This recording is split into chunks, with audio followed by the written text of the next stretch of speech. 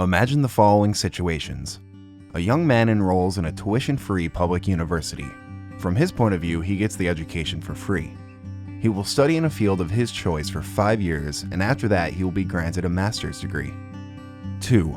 A freelancing website developer decides to renovate his flat on his own instead of hiring a renovation team for $1,000.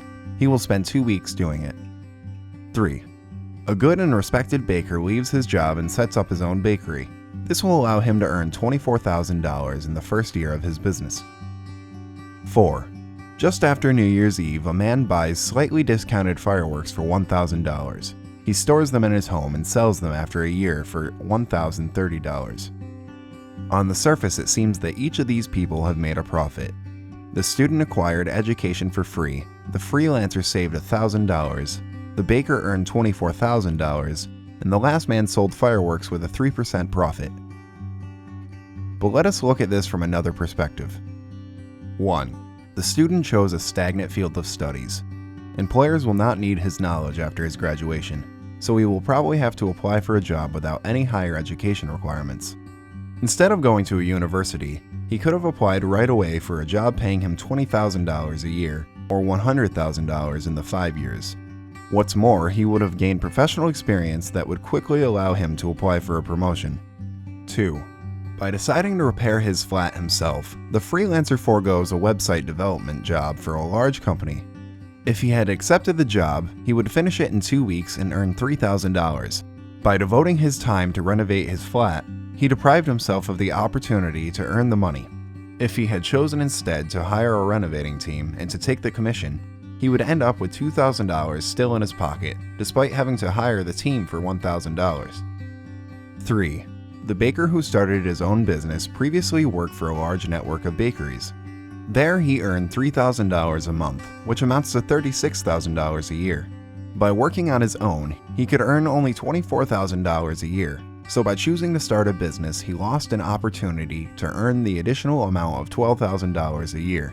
Moreover, he forgoes the safety of a full-time job and took upon himself the risk of running a business. That is, on the one hand, the risk of losing the money he invested in it, and on the other, the additional stress. 4. The man selling fireworks earned 3% profit of $1,000. Instead of buying fireworks, he could have deposited his money in a savings account with 5% of annual interest, which would net him $50 in a year. He also lost his own time and storage space in his home. Thus enters the notion of the opportunity cost, meaning the cost of the foregone opportunities. Economists define the concept in several ways. The second best option for an action given a present choice, Matuj Machai, Ph.D. The subjective value placed on the next best alternative that must be sacrificed because of a choice, Robert Murphy, Ph.D. Opportunity cost is a subjective idea. Only the individual chooser can estimate the expected value of the best alternative. In fact, we seldom know the actual value of the foregone alternative because by definition that opportunity lost is the road not taken, the alternative passed up in favor of the preferred option. William A. McEachern, Ph.D.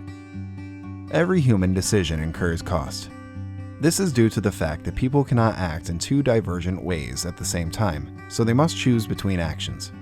In the end, they only have one body with two hands and cannot be in two places at the same time. Moreover, the resources people use are limited or scarce.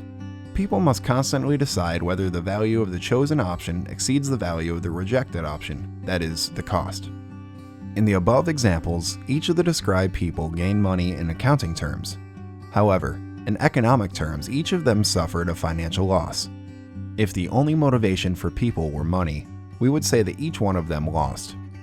Such an assumption would be wrong, however, because people are not driven solely by money. We call the other non-monetary subjective gains from action, the psychic profit. This is explained very clearly by Professor Machai in the Free Entrepreneurship textbook. All people that act seek profit. It is not merely about making money, or strictly speaking, assuring that their monetary income outweighs their monetary costs. What counts is another gain, the psychic profit.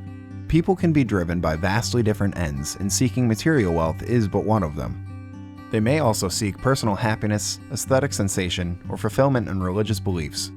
All in all, such are the ends people usually strive for in their actions. This is why the monetary or purely material gain is often just a means to another end, such as the use of one's free time to one's satisfaction, understood subjectively and individually.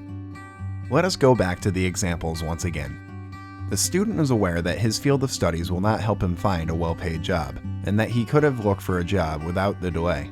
But for him, his great passion for the field outweighs this.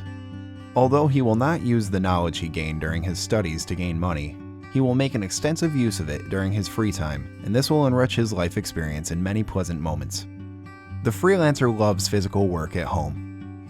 He revels in the deep satisfaction that doing something by himself gives him.